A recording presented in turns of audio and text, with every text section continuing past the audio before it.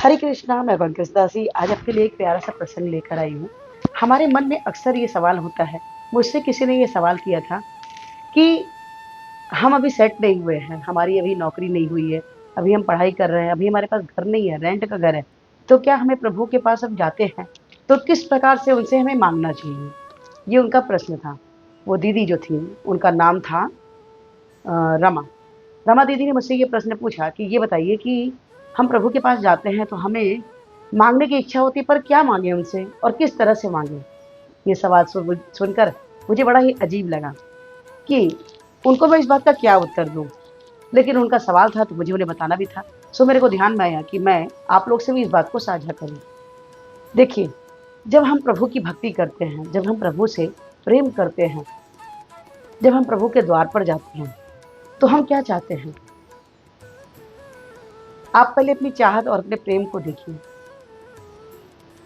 आपको उनके पास जाकर कुछ मांगने की इच्छा होनी चाहिए। यही बात मैंने उनसे पूछा, तो रमा दीदी ने बोला कि नहीं, हम ये पूछना चाहते हैं कि आप ये बताइए,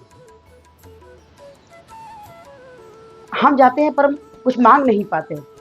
तो मैंने उनसे कहा कि देखिए, आप उनसे मांग नहीं पाती हैं, लेकिन इतना कुछ तो प्रभु ने आपको दिया है बिना मांगे। दिया है कि नहीं दिया है? बोली मतलब इतना सुंदर परिवार आपको दिया है ना? इतनी सुंदर शरीर आपको दी है, आपको दिमाग दिया है, आपको हाथ पैर दिया, आपको सोचने की क्षमता दी है, इतना सब कुछ तो दिया है हरि ने आपको, है ना? और अभी आपको क्या चीज़ की इच्छा है? नहीं, हम अपने घर को चाहते हैं, हमारा घर सेट हो, हमारा घर सेट हो जाए, हम सेट हो जाएं, लेकिन प्रभु से मांगे किस प्रकार से? तो मैंने कहा, जो इस सृष्टि का रचयिता है, उसने आपको बिना मांगे ही माँ से प्रेम, पिता से प्रेम, इतना अच्छा परिवार, आपको सब कुछ दिया।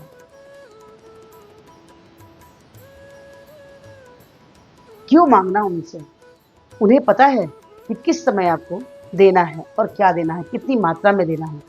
ये बताइए, आप कभी शहर के बाहर गए और कहीं आपने, जैसे मान लीजिए आप दिल्ली घूमने गए या मुंबई घूमने गए, वहाँ पर बहुत सारे राजा महाराजा जो थे, कि उनके महल आज भी पड़े हुए हैं और गाइड आपको बताता है कि यहाँ राजा खाते थे, यहाँ राजा सोते थे, यहाँ उनका राजमहल था, यहाँ उनका सिंहासन था।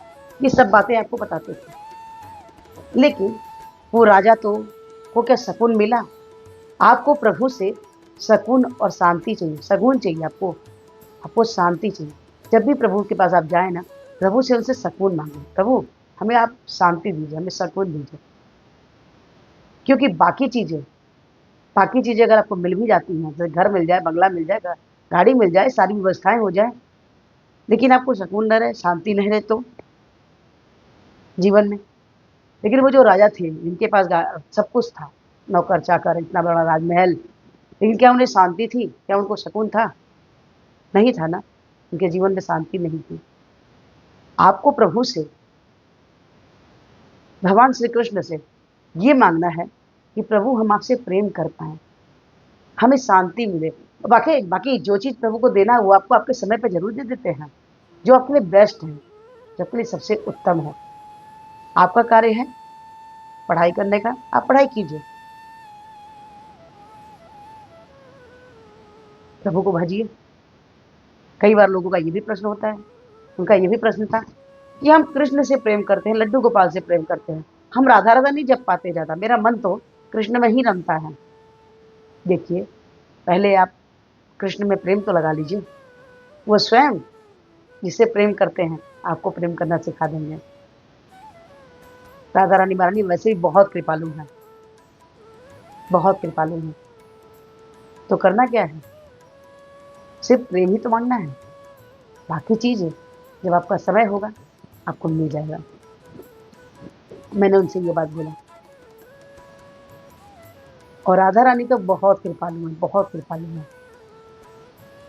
जिस दिन कृष्ण से प्रेम हो गया, सच्चा प्रेम हो गया, उस दिन आप राधा रानी महारानी से दूर नहीं रह पाएंगे।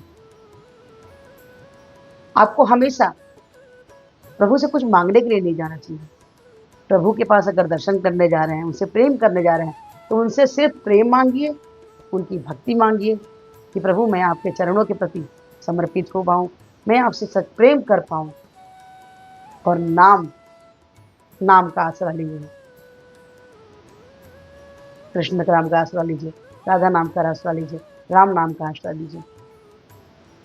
और सिर्फ बोलने के लिए नहीं लेना है हमें, बोलने के लिए नहीं लेना है, हमें लेना है सच्चे तरीके से, है ना?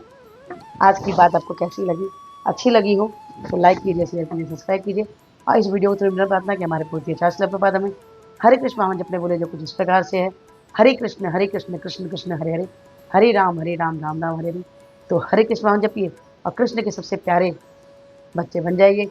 आज से एक माला जपिए, अच्छा होता है 204, 406, 608, 816 माला कीजिए और कृष्ण के हितों की बातें पात्र बन जाइए। तो आज से ही एक माला जपना शुरू कर दीजिए। हरे कृष्णा, राधे राधे।